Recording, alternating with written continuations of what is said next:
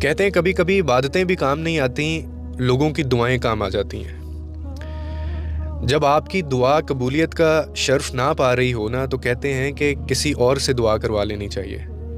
آپ کسی اور سے دعا آپ کیسے کروا سکتے ہیں؟ کیونکہ کبھی کبھی آپ کی نہیں بلکہ لوگوں کی جو کی گئی دعائیں ہوتی ہیں نا آپ کے لیے، وہ قبول ہو جاتی ہیں۔ کیونکہ کبھی کبھی انسان اپنے لیے بھی دعا نہیں کر پا رہا ہوتا۔ کچھ دل سر ایسے ٹوٹ جاتے ہیں کہ وہ الفاظ ہی نہیں نکلتے ان کے دل، ان کی زبان سے۔ ایسے میں پھر دعاؤں کی طاقت دوسروں کی زبان سے نکل کرنا آپ کی قسمت کے دروازے کھول دیتی ہے۔ اور کبھی کبھی اللہ کسی ایسے شخص کی دعا سے آپ کی وہ مشکل آسان کر دیتا ہے، آپ کی زندگی میں وہ آسانی پیدا کر دیتا ہے جس نے خود آپ کا درد بھی نہیں کبھی دیکھا ہوتا۔ اسی لیے کہتے ہیں کہ زندگی میں ایسے لوگ ضرور رکھیں، ایسے کام ضرور کریں جو آپ کے لیے رب کے سامنے ہاتھ اٹھا سکیں۔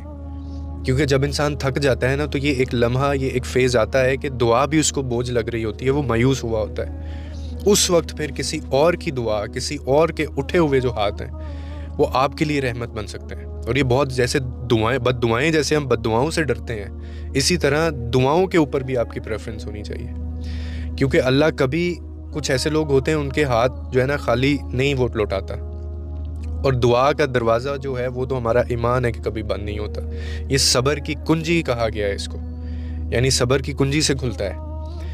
تو کیا سوال یہ ہے کہ کیا پیسہ کمانے کے بعد، سب عبادتیں کرنے کے بعد، فرائض پورے کرنے کے بعد، کیا آپ کے ماں باپ آپ کے پیچھے ہیں دعائیں کرنے کے لیے؟ کیا کچھ ایسے لوگ ہیں دعائیں کرنے کے لیے جو جن کے دل سے دعا آپ کے لیے نکلتی ہو؟ کیا زندگی میں آپ نے، اور وہ بہت بڑے بڑے کام نہیں ہیں، کوئی ایک بندہ بھی آپ کے لیے اگر رو گیا اس زندگی میں بنا کسی کنڈیشن کے، آپ نے اس کا بھلا کیا ہے، اس کو سپورٹ کیا ہے، اس کی مدد کی ہے، اس کا گھر بچایا، آپ نے اس کے لیے کچھ کیا، اس کے بچوں کے لیے کچھ کیا، کتنے پاکستان میں مستحق لوگ ہیں۔